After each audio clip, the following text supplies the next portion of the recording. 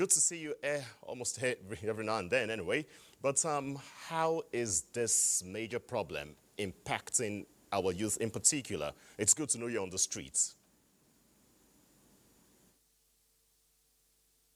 You see, the thing is that I'll try to go through this as quickly as I can because time may not be on my side. Let's start with curbing fake drugs.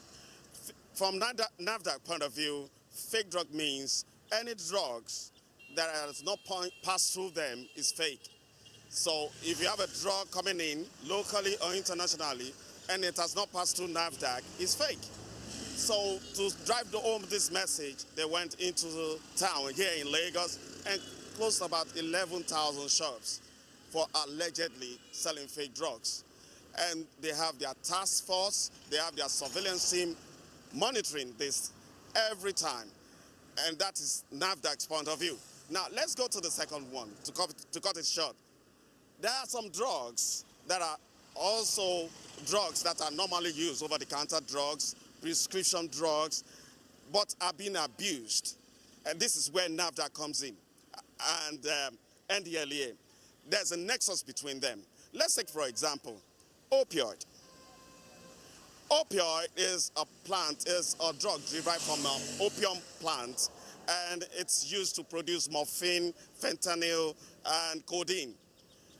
These are painkiller drugs that doctors often prescribe to patients that are going through severe pain or injuries.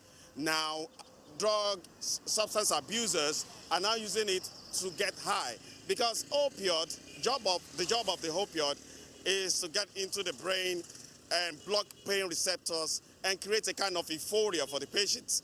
But now, substance abusers are now going into it. For example, a drug like tramadol is a painkiller, and they are going into it and try to use it in large substances to gain that euphoria.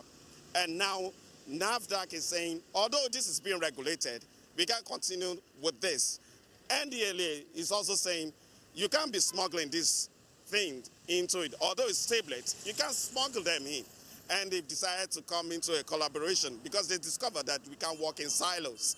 They have to have an interagency collaboration. So this interagency collaboration, why NDLA is monitoring smuggling of drugs that are morphine-based, that are opioid-based into the country, NAFDAC is also monitoring the administration of these drugs so that it won't be used.